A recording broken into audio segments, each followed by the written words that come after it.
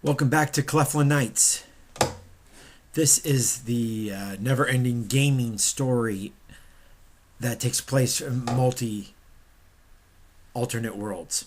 And I'll just let you know, disclaimer, that all the art I use for these videos is owned by the creators, and many of the characters that we talk about are owned by the characters. Some of them are owned by us, but we just use them for fun. So hopefully, while I'm still not getting lots of followers, this is still can be done for fun. This is for the gaming that took place between the 1st of November and the 11th of December. And also, this is our 44th episode. This was done via email and in alternate worlds. I'm recording this on a day where there's a lot of snow outside, and hopefully we'll get the rest done later. And so, where we last left our heroes. Where we last left our heroes that were leaving an asteroid that was orbiting Earth 210.24, and it's still 11 July 2017. The super team called INTERcept just met their newest member, Betsy, and was getting on board Serenity.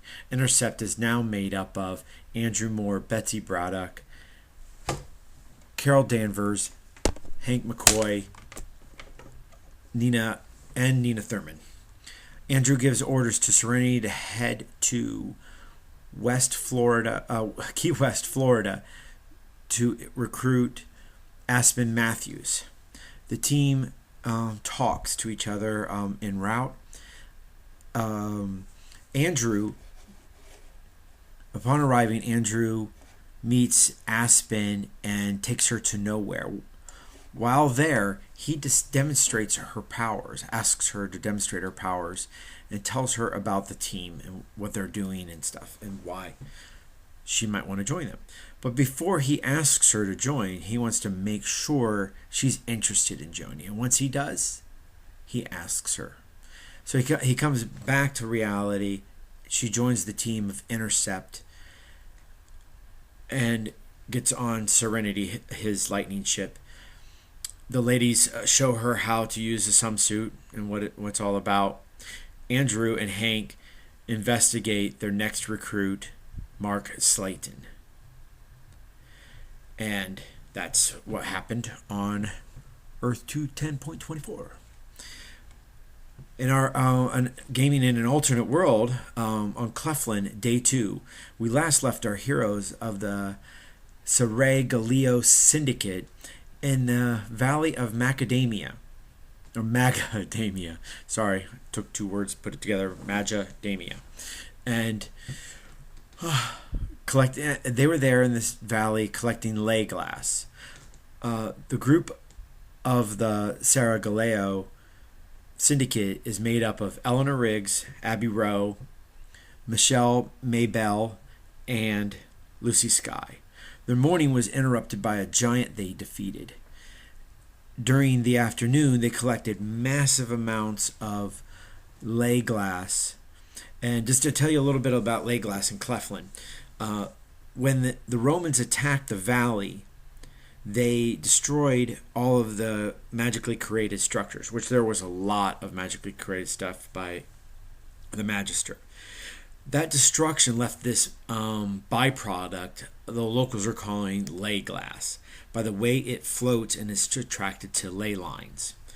Ley glass looks like, hopefully I can show pictures of it, looks like stained glass but feels like slate. So you don't have a video, and here I'm rubbing my hands. After the Romans left, Aladdin Majer discovered that ley glass can be tied together like in a dream catcher, and you could tie stuff to that dream catcher and haul large loads through the sky or through different places. He put it together with wood that they found, and then they also found ways to bend ley lines to move cargo. And this is the way there's several floating ships that are going from Cleftlan to Mifflin, transporting goods. Thus, a trade had begun between Cleftlan and Mifflin during the darkness of night to avoid dragon's eyes, because you can't do it during the daytime. The syndicate came into the valley to collect the ley glass and then sell it to the Majer family for the future expansion. But that night in the valley, they wind up staying at the old Magister's castle. They meet Rowan Majer, cousin to Aladdin. This guy is the guy who brought the Romans to Magadamia. And now he's been living in the old ruling castle. He's miserable, remorseful for his mistakes, and has lived there for decades. In the discussion, though, Lucy is angered by him and punches him, and he doesn't fight back, but she wants to beat the heck out of him for the things he did, and that he just hangs out here and doesn't go around making things better. The girls stay the night at the former Magister's castle and rest for a few hours. They don't stay the whole night. They only got far enough until after dark. So, and that's the gaming for the last weeks that I was out to sea. If you like the content, hit like. If you want to be a part of Cleftlan Nights, subscribe. There's a subscribe button down there, and you can even follow this little bell, and it'll give you notifications whenever I update a video, which will be more often, hopefully. And leave a comment if you have any questions. I appreciate Frank's comment from last week, talking about, hey, yay about the Space Ghost. So y'all take care now, you hear?